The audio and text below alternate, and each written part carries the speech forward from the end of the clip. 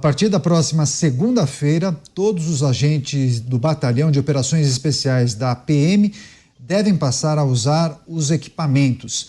A medida ocorre após uma decisão do ministro do STF, Edson Fachin. De acordo com o Ministério da Justiça e Segurança Pública, as câmeras corporais gravam as ações dos agentes com a intenção de proteger os cidadãos e os próprios policiais. Enquanto isso, o governador de São Paulo voltou a dizer que não acredita que as câmeras no uniforme dos policiais protegem os cidadãos.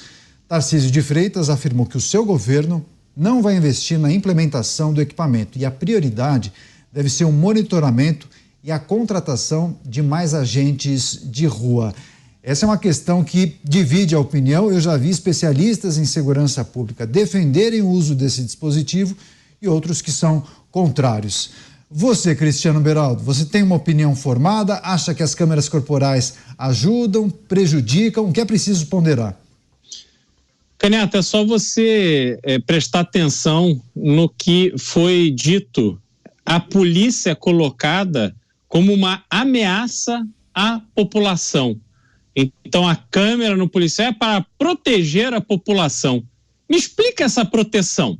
A população que fica aí acuada por causa da bandidagem precisa agora de uma proteção em relação à polícia? Então, você parte de um pressuposto que todos os policiais, então, não seguem os protocolos, é isso? É, exatamente, com aquela justificativa fácil e cretina de que não, se eles não têm nada a esconder, então usem a câmera.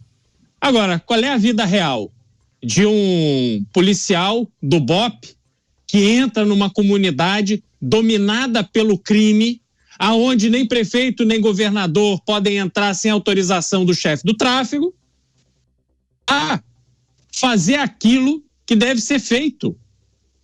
Mas não, tem que estar preocupado com a câmera, porque na hora que ele faz uma abordagem no marginal armado, que apontou uma arma para a cabeça dele, que ameaçou atirá-lo à sua vida enquanto ele está lá trabalhando pelo bem da sociedade, ele tem que ser bonzinho.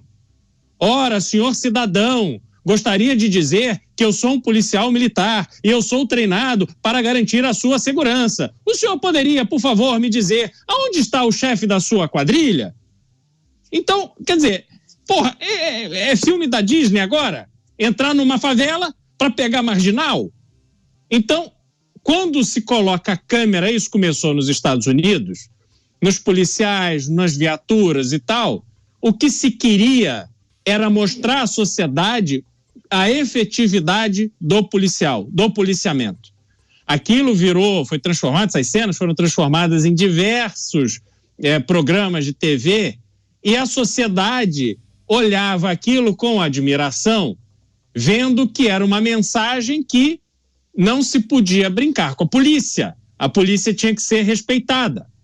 E hoje o próprio Estados Unidos, depois daquele lamentável e triste episódio do George Floyd, aonde o movimento Black Lives Matter tomou uma proporção gigantesca, hoje essas imagens também são utilizadas nos Estados Unidos para colocar em dúvida pelos militantes de esquerda os métodos da polícia. Agora, os marginais estão cada vez mais valentes, cada vez mais ousados. Se não houver rigidez por parte da polícia, como é que você controla esses marginais? Não pode. No Brasil, a história da câmera já nasce da maneira errada.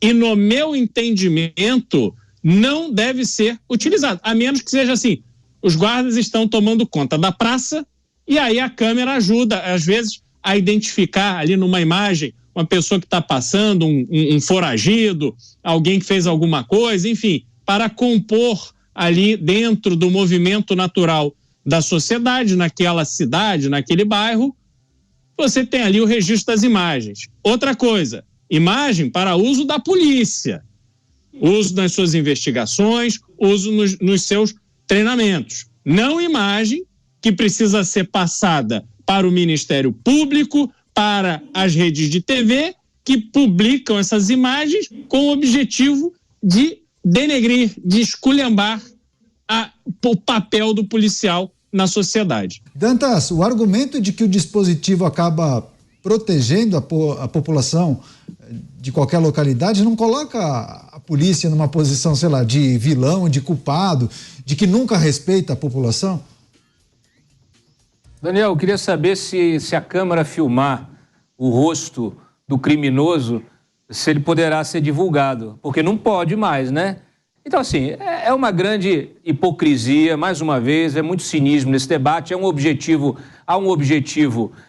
bastante duvidoso de várias ONGs que defendem o criminoso e que atacam o policial. A polícia é o último recurso, é o que nós temos, é o que a sociedade tem. O policial tem o policial bom e o policial ruim. O policial ruim tem que ser responsabilizado e retirado da corporação, como tem profissional ruim em todas as profissões, inclusive na nossa.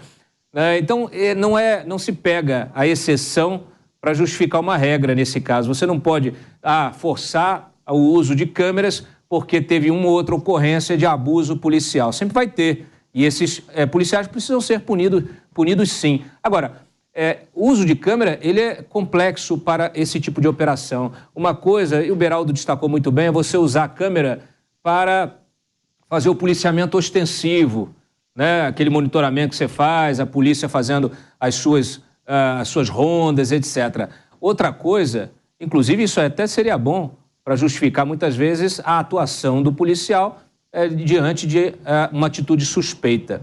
Agora, você numa operação, como aconteceu lá em São Paulo, né? Uma operação Escudo, uma operação que foi preciso uma mobilização muito rápida, uma operação que tem uma estratégia também ali de atuação, de investigação, de ofensiva mesmo ali, de você precisa ter algumas coisas que elas devem ser mantidas em sigilo, porque senão você expõe o policial, você expõe a forma de atuação, a estratégia de atuação, você entrega isso ao próprio criminoso, porque essas câmeras, essas imagens, elas vazam, incrivelmente elas vazam para tudo quanto é lugar. Então, infelizmente, nós temos outras prioridades. Primeiro, mudar esse ecossistema que criminaliza o policial. É preciso se inverter a lógica, olhar o criminoso como realmente aquele que precisa ser combatido, e não o policial. Ninguém aqui está justificando abuso da polícia. Policial que abusa, que seja punido, mas não é a maioria. Não é a maioria. A polícia é o que nós temos, é o que a sociedade tem. Se não for isso, a sociedade vai ter de recorrer a quem? Ao criminoso para se proteger? Então tem que ter coerência no debate. Isso já acontece, hein, Dantas? Oi? Isso já acontece nas comunidades. A comunidade busca a defesa do traficante, do chefe. Não é a comunidade que pede, né, Beraldo? O criminoso impõe o seu domínio à revelia do Estado, que não tem condições mínimas para garantir a sua presença nesses territórios. Nós tivemos aí, inclusive, a DPF das favelas, que foi aquela ação cuja decisão do ministro Fachin vigorou a partir da pandemia, que vigora até hoje, precisa ser revista.